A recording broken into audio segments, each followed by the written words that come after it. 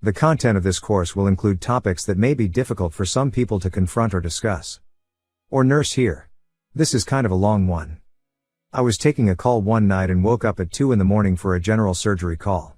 Pretty vague, but at the time, I lived in a town that had large populations of young military guys and avid meth users, so late night emergencies were common. I got to the hospital, where a few more details awaited me: pararectal abscess. For the uninitiated, this means that somewhere in the immediate vicinity of the asshole, there was a pocket of pus that needed draining. Needless to say, our entire crew was less than thrilled. I went down to the emergency room to transport the patient, and the only thing the ER nurse said as she handed me the chart was, "Have fun with this one." Among healthcare professionals, vague statements like that are a bad sign. My patient was a 314-pound Native American woman who barely fit on the stretcher I was transporting her on. She was rolling frantically from side to side and moaning in pain, pulling at her clothes and muttering Hail Marys. I could barely get her name out of her after a few minutes of questioning, so after I confirmed her identity and what we were working on, I figured it was best just to get her to the anesthesiologist so we could knock her out and get this circus started. She continued her theatrics for the entire 10-minute ride to the operating room, nearly falling off the surgical table as we were trying to put her under anesthesia. We see patients like this a lot, though, chronic drug abusers who don't handle pain well and who have used so many drugs that even increased levels of pain medication don't touch simply because of high tolerance levels. It should be noted that tonight's surgical team was not exactly wet behind the ears. I've been working in healthcare for several years already, mostly in psychiatric and medical settings. I've watched an 88-year-old man tear a 1-diameter catheter balloon out of his penis while screaming, "You'll never make me talk." I've been attacked by an HIV-positive neo-Nazi. I've seen some shit. The other nurse had been in the OR as a trauma specialist for over 10 years. The anesthesiologist had done residency at a level 1 trauma center, or as we call them, knife and gun clubs. The surgeon was ex-army and averaged about 8 words and 2 facial expressions a week. None of us expected what was about to happen next. We got the lady off to sleep, put her into the stirrups, and I began washing off the rectal area. It was red and inflamed, a little bit of pus was seeping through, but it was all pretty standard. Her chart had noted that she'd been injecting 4 drugs through her perineum, so this was obviously an infection from dirty needles or bad drugs, but overall, it didn't seem to warrant her repeated cries of "Oh Jesus, kill me now." The surgeon steps up with a scalpel, sinks just the tip in, and at the exact same moment, the patient had a muscle twitch in her diaphragm, and just like that, all hell broke loose. Unbeknownst to us, the infection had actually tunneled nearly a foot into her abdomen, creating a vast cavern full of pus, rotten tissue, and fecal matter that had seeped outside of her colon. This godforsaken mixture came rocketing out of that little incision like we were recreating the funeral scene from Jane Austen's Mafia. We all wear waterproof gowns, face masks, gloves, hats, and the works, all of which were as helpful as rain boots against a fire hose. The bed was in the middle of the room, an easy 7 feet from the nearest wall, but by the time we were done, I was still finding bits of rotten flesh pasted against the back wall. As the surgeon continued to advance his blade, the torrent just continued. The patient kept seizing against the ventilator, not uncommon in surgery, and with every muscle contraction, she shot more of this brackish gray-brown fluid out onto the floor until, within minutes, it was seeping into the other nurse's shoes. I was nearly 12 feet away, my jaw dropped open within my surgical mask, watching the second nurse dry heaving and the surgeon standing on tiptoes to keep this stuff from soaking his socks any further. The smell hit them first. Oh God, I just threw up in my mask. The other nurse was out. She tore off her mask and sprinted out of the room, shoulders still heaving. Then it hit me, mouth still wide open, not able to believe the volume of fluid this woman's body contained. It was like getting a great big bite of the despair and apathy that permeated this woman's life.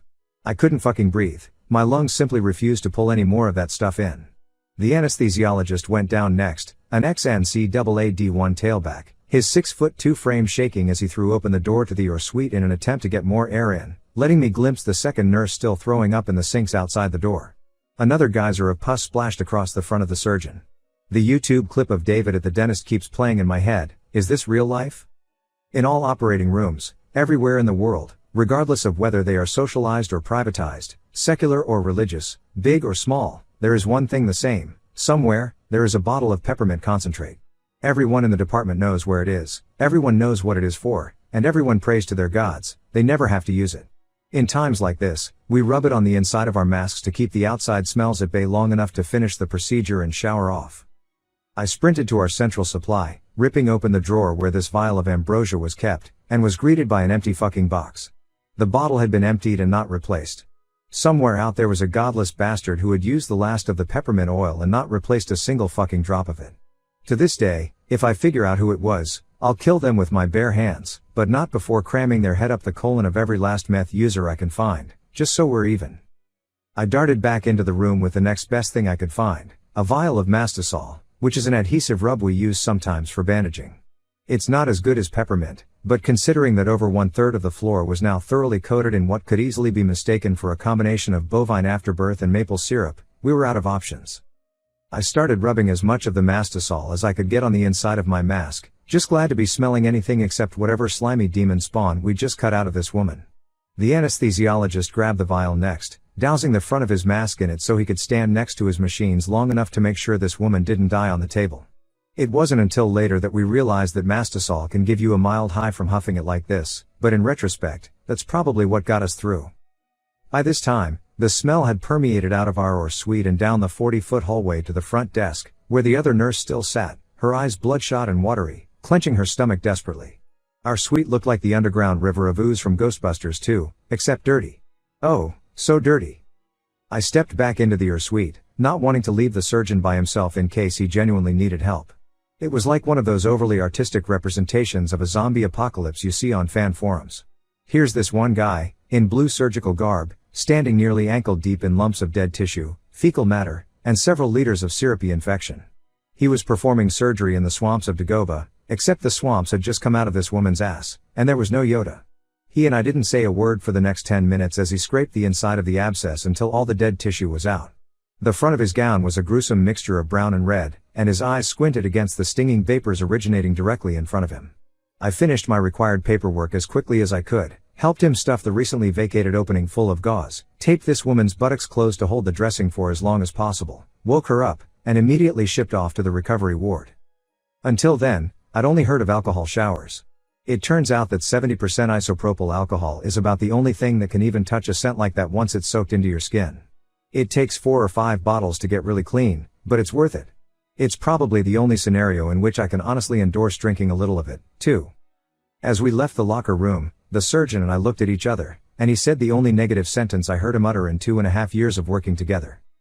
That was bad. The next morning, the entire department, a fairly large floor within the hospital, still smelled. The housekeepers told me later that it took them nearly an hour to suction up all of the fluid and debris left behind. The suite itself was closed off and quarantined for 2 more days just to let the smell finally clear out. I laugh now when I hear new recruits to healthcare talk about the worst thing they've seen. You ain't seen shit, kid.